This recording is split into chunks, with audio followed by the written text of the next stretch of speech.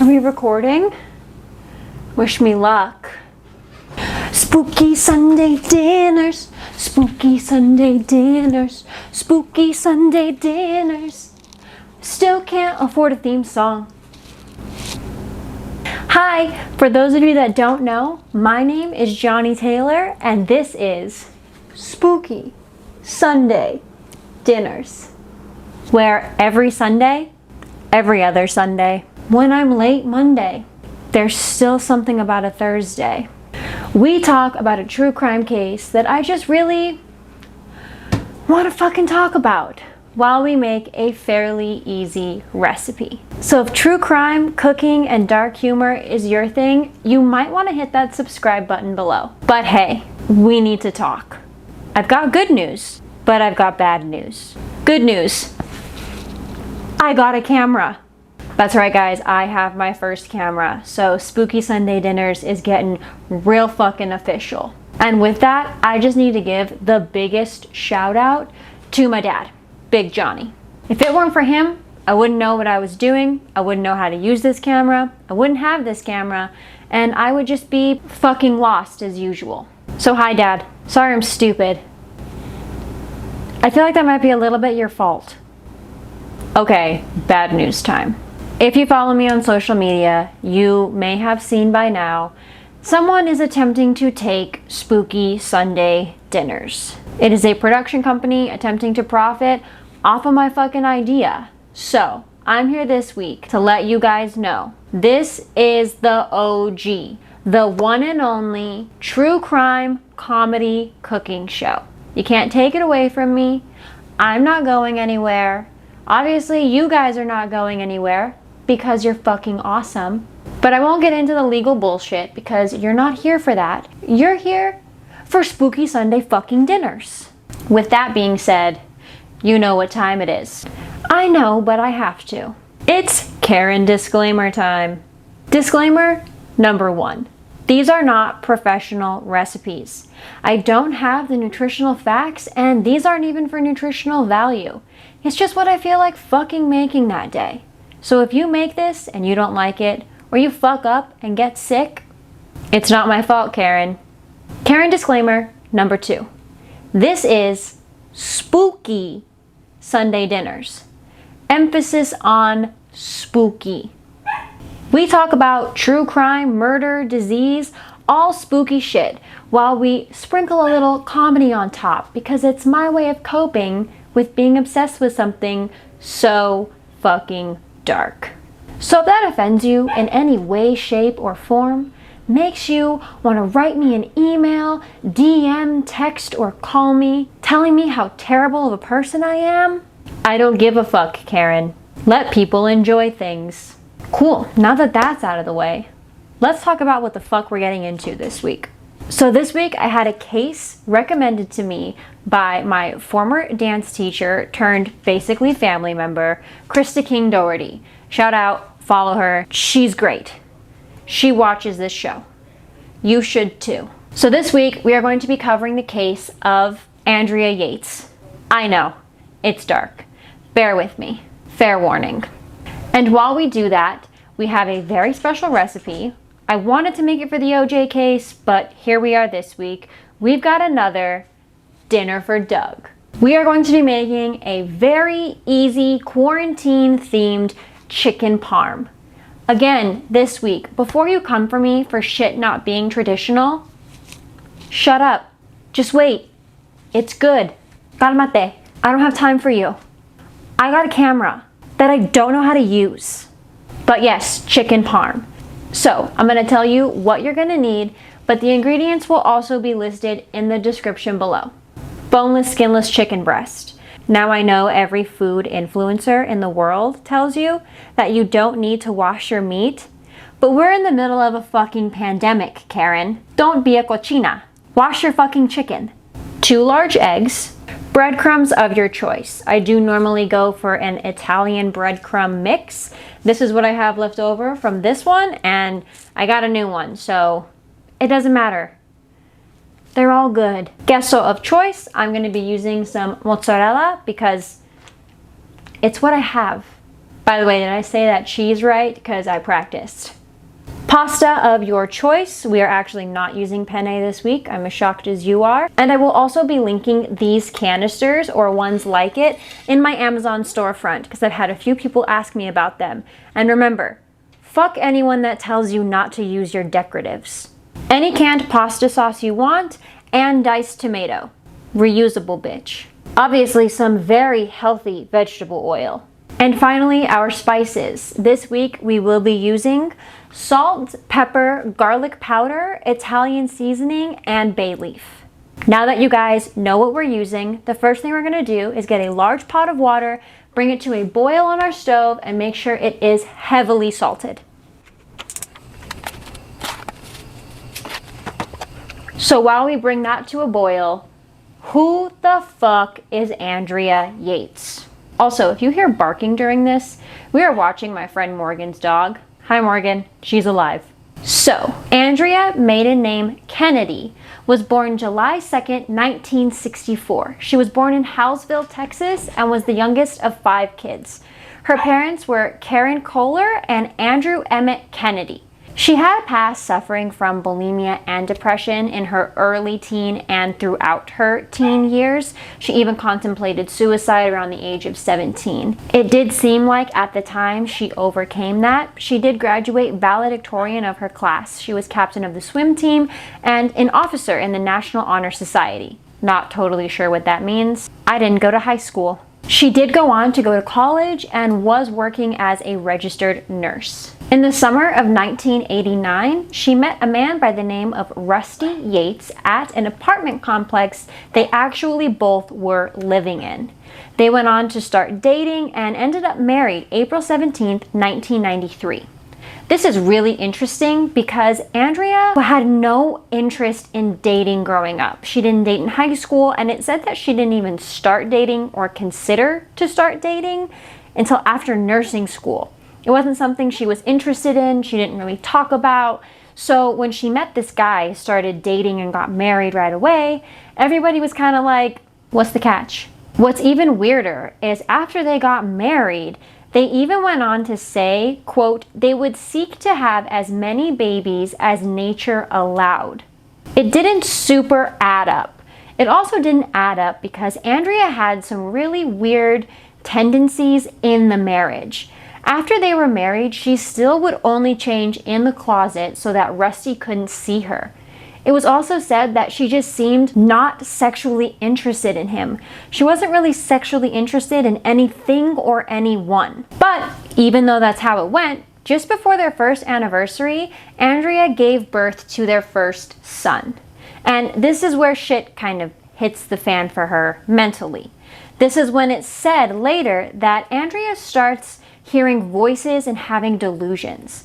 She claims that Satan was telling her to get a knife and stab someone, and she kept this all a secret. And I think there was some fear of people obviously thinking she was crazy and less than perfect, this perfect girl she was growing up, and she was obviously in fear of losing her first child. I understand that fear because at this time, things like postpartum depression, postpartum anxiety, and postpartum psychosis were not talked about like they are now. There was a weird stigma around it. You weren't supposed to have it. You're supposed to be the perfect mommy.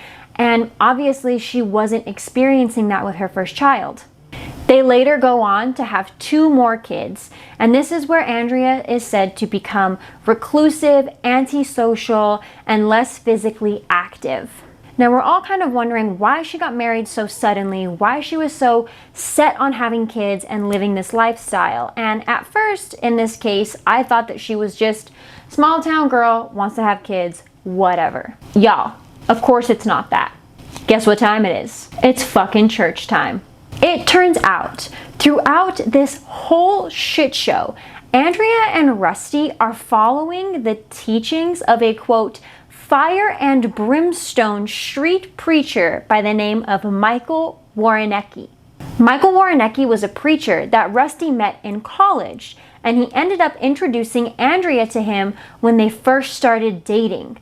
Michael Warrenecki was the one that told them they needed to get married right away and live this lifestyle. Michael Warrenecki and his wife Rachel believed that very few people make it to salvation.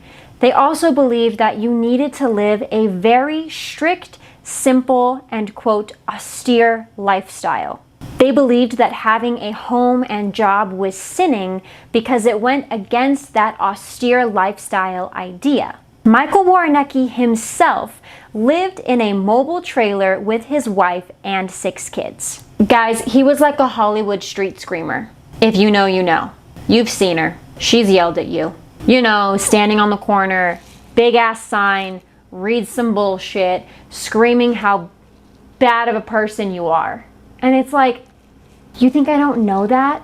But this weird street screaming preaching, that was a lot harder to say than I thought it would be, is actually what got them in trouble and made them move into this like mobile trailer in the first place. They were harassing and assaulting people and needed to move around quickly because once they screamed in your face, they had to go to another state. They also believed that as a man, you needed to be at home with your wife and children all day long, at all times, 24/7, 365, 25/8. But anyway, you needed to be at home with your kids at all times, but your wife had to be the one that cooked, cleaned, took care of the kids. It is very much Christian cult bullshit. Now, I'm not saying Christianity is bullshit. Don't come for me. All I'm saying is these cults and preachers that scream at you, that tell you they have these Christian-based morals that really just don't. But because of these teachings, what did Andrea and Rusty do? They sold their home and moved into a camper with their kids. By the time their 3rd child is born, Andrea is extremely close to the Warreneckis. They're the only people that she sees, and she follows everything they preach to a T. Now, Rusty, on the other hand, really doesn't. He gets a job working at NASA and has to provide for his family in some way. He does believe, though, that Andrea needs to take care of all of the kids, cook, clean, run the house, in this small trailer where she has no time away from any of them. Eventually, they go on to buy a Greyhound bus that was previously owned by the Warrenecki family. They move their whole family into this Greyhound bus, which is kind of terrifying. And it's just Rusty, his wife, and their 3 kids crammed in there. I hate that. And imagine that stress it's putting on Andrea. You're in a small confined space, you have to handle everything, always be around your 3 very young children and have absolutely no help with them, while you also have this preacher and his wife screaming at you that you're gonna go to hell and you're just a terrible person and you have to follow all their rules. Mix that with some major mental issues and postpartum mental issues that are just building up. Guys, you know where this is going. So with following the Warreneckis, you get these like newsletters that come. It's like once a week, once a month. I don't know, I didn't sign up for them. Basically, these newsletters talk shit about women and even say, like, if you're a daughter of Eve, you have the nature of a witch and you're born a Jezebel, just if you're a woman. Hi! Hi. You get edited right here, right? Yeah. John the Taylor is the best. Spooky Sunday dinners, spooky Sunday dinners, spooky Sunday dinners. One day she'll be able to afford a theme song.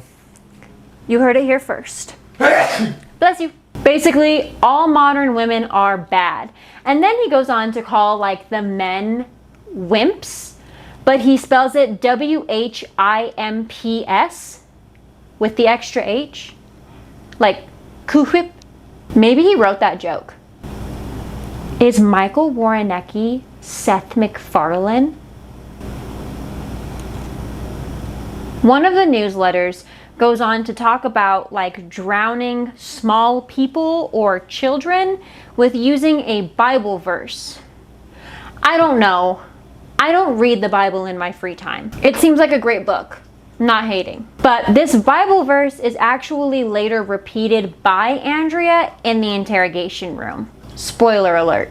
Does anyone else see that this just clearly is a man who's misinterpreting the Bible while also taking advantage of clearly a mentally ill woman? One of the final newsletters actually has a poem in it called Modern Mother Worldly. Look it up.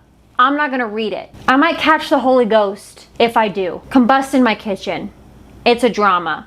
Who's gonna take care of Luna? Who's gonna finish the chicken parm? But look up the poem. Another fun fact is you can actually still follow Michael Warnecki. That's right. Still a preacher. Still screaming. How's it going, dude? I'm a Jezebel. Is that even how you say it?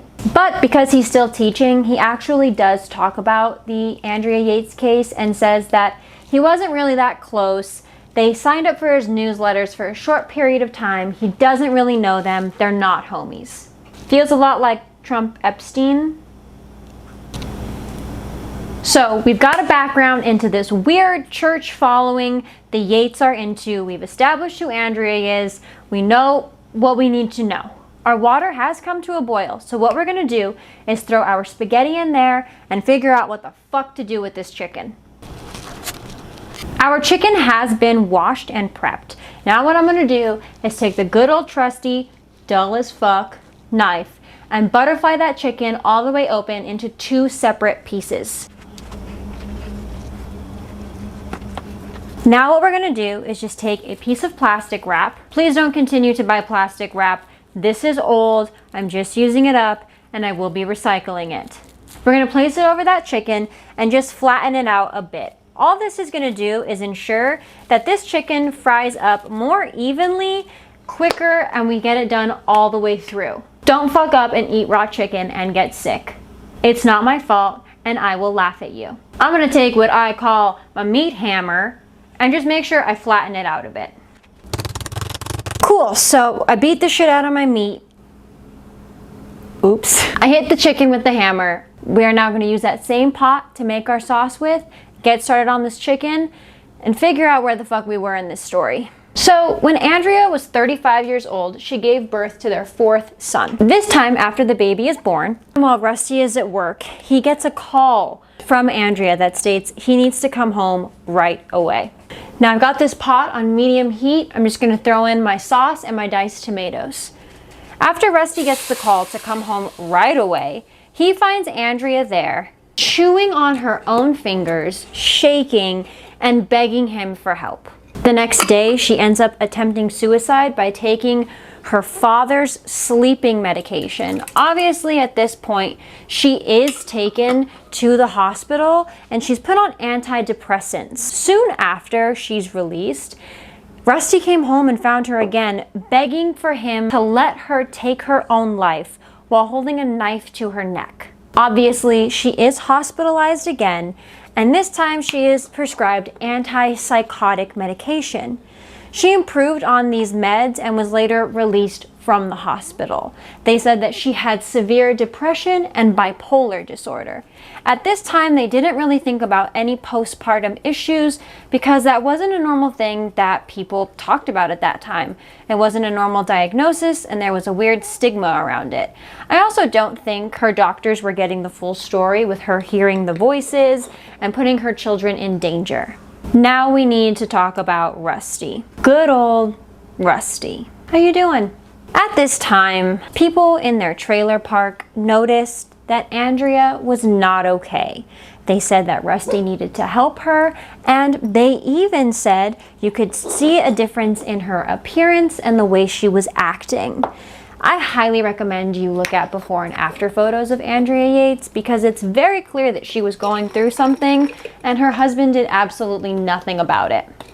The crazy part about this is while I was reading this, it was a few days ago, and I was sitting on the couch like super sad. And it took Doug about 30 seconds to notice and ask me what was wrong and what he needed to do to help. Relax, chill out. I was just really missing our friend's dog. It's not that deep.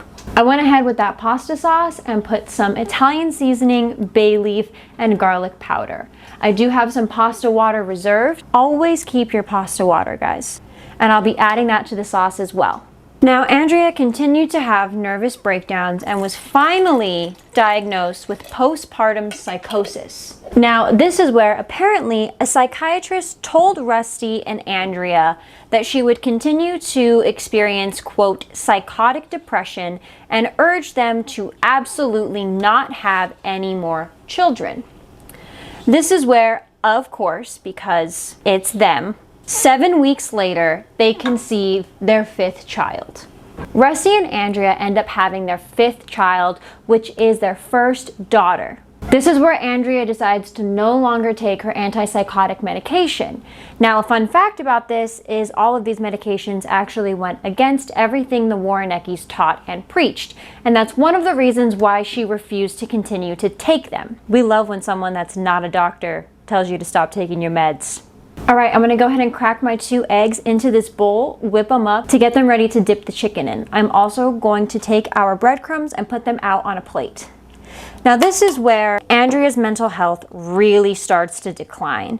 She's no longer taking any medication, and she's now started to mutilate herself. She's paranoid and believes that there's cameras in their home, and she's starting to have the same delusions as before. So basically, Satan is back. He's telling her to stab somebody, and she's still keeping it from people. Linked in Amazon store.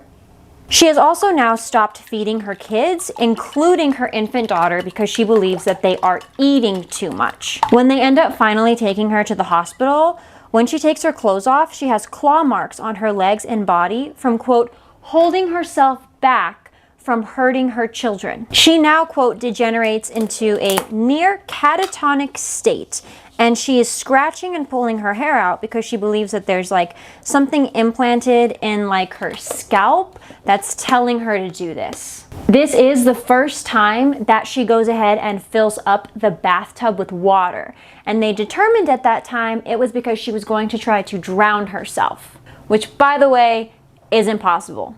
I know. So because of this, the psychiatrist states that Andrea is not getting any better and suggests that she needs round-the-clock care. She shouldn't be left at home alone with her children or herself. She's a danger to herself and others, and Rusty really needs to step up and be there for her, which clearly homeboy can't do. Now that our sauce is simmering and reducing, I'm just gonna take our obviously so healthy frying vegetable oil and get it super hot in a pan. You're gonna want enough oil to pretty much cover at least half of that chicken because we're gonna wanna fry it all the way through.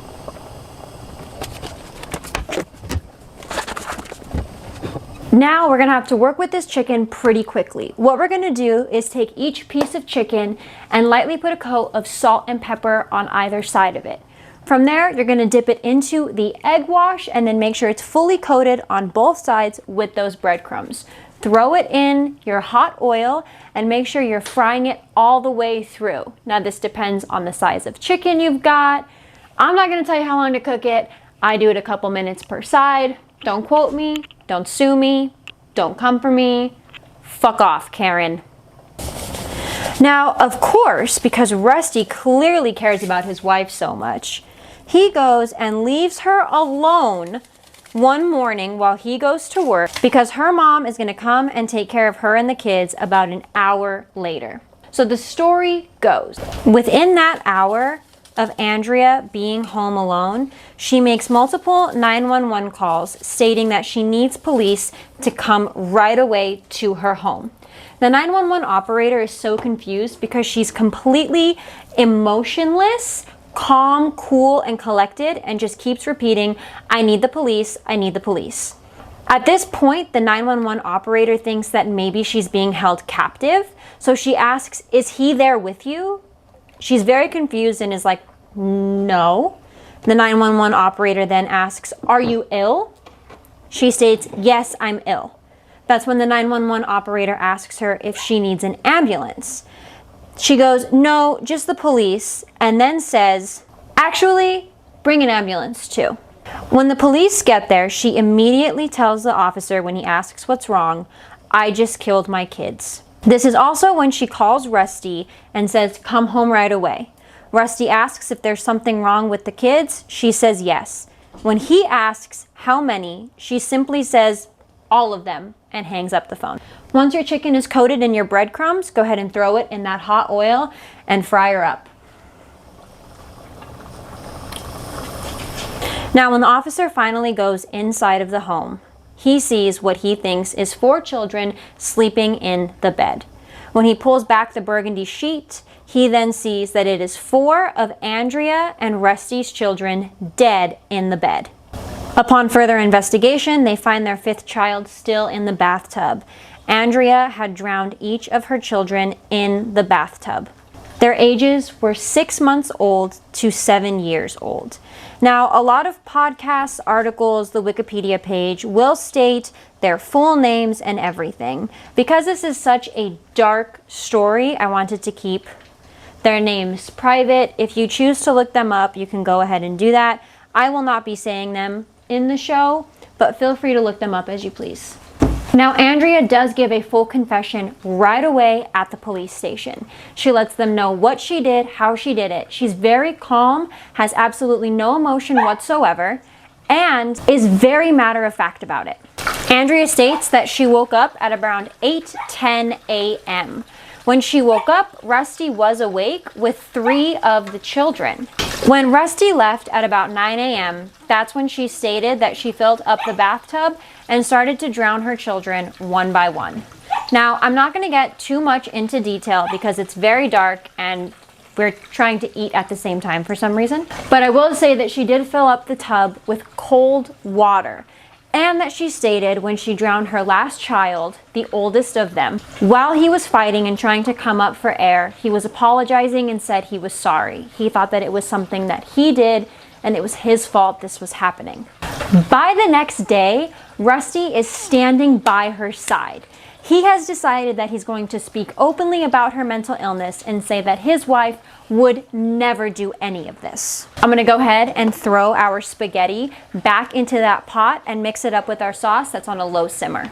Now, once Andrea is said to be a little bit better and more aware of what's going on, she tells police in the interrogation room that she did what she did so that she could save her children. She was trying to preserve the children's, quote, innocent years and wanted them to go to heaven. She believed that if she didn't do this, her children would end up in hell, and even had a theory about one of them growing up to be a serial killer. Honestly, my parents had that same theory about me, and look at me now. So far, we're good. The crazy part is, the reason she believed this was because her kids were just very playful and didn't follow her rules to a T. They misbehaved like normal kids do. They played around, they roughhoused, they were silly. That's all there is to it. Andrea was also so eager to plead guilty because she wanted to be punished for, quote, being a bad mom. Now, the issue with all of this is that it looks like Andrea knew exactly what she was doing. She knew what was right from wrong and that she was a bad mom. This will ruin their insanity plea that they were trying to get for her. And I do wonder, did she really know what she was doing? I would highly recommend watching her interrogation videos, seeing the way she's speaking and how she's presenting the story in a very matter-of-fact manner, and see what you fucking think about it. The detectives even say that she has, quote, shark eyes in the interrogation room. They say that her pupils are extremely dilated, her eyes are pitch black, emotionless, and kind of scary. And when she enters the courtroom at this point, you can tell that she is severely ill. She hasn't bathed, her hair is matted, she clearly hasn't slept in I don't know how long. Her clothes are falling off of her body and they don't even give her a bra to wear. Now, to get the insanity plea in Texas is already extremely difficult. Honestly, near impossible. You have to prove that you had no idea the difference between right and wrong, and unfortunately, it's looking like Andrea did. Because of this, they determined that Andrea can stand trial. Totally normal. Crazy, right? Fuck the system, right? They decide to not try her for all 5 murders right away. This is so that they don't put all of their eggs in one basket in case the outcome is not what they wanted, and they don't want to get into like the weird double jeopardy you can't be tried for a murder more than once situation, so they break them up into separate trials and shit. So, at the end of this trial, Andrea was sentenced to life in prison with the possibility of parole in 40 years. They fought super hard to not get her the death penalty, and that ended up working. So they kind of won one, but she's still gonna have to go to prison, severely mentally ill. Our chicken is about done frying, so we're gonna start plating this and get into what I think is the craziest part of this case. So, in 2005, they actually end up appealing this shit. And do you know why? A quote, prosecution witness gave a materially false testimony. Basically, this motherfucker said that Andrea went and copied an episode of Law & Order where the same thing happened.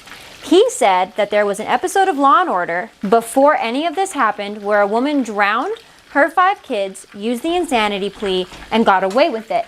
Now, this pretty much helped convince the jury that Andrea did this, was in her right mind, knew right from wrong, and was trying to use a TV show to get off from these murders. Now, if you are a huge Law & Order fan like I am, this timeline isn't quite adding up to you. And that is because this episode never existed. They even brought in the producers and writers of this show to prove that it never existed, but an episode came out later based on Andrea Yates. So this dumb fuck ruined everything by thinking he was a super fan of a TV show he knew nothing about. So obviously there's a mistrial and shit gets appealed. From there, her conviction was overturned and she was able to plead guilty by reason of insanity. From there, she is sentenced to live in the state mental hospital. Now, good old fucking awful Rusty did file for divorce in 2004 during all this, and it was granted. He then later went on to remarry in 2006 and had 1 son. His wife later divorced him in 2015. She probably didn't want to live in a van down by the river and take care of all the kids herself. Sorry. Rusty, if you're watching this... Oh, and Michael Warrenecki, if you're watching this too, I'm just gonna go ahead and top this chicken with our cheese. So, Andrea is living her life at the mental hospital to this day. She's requested to be able to do things like leave the premises and go on trips, but they've all been denied and she is considered a danger to herself and others. My question is, what do you think about that? Do you think it was just a postpartum issue that she can control with medication? Do you think that she was convinced by a cult and manipulated like I do?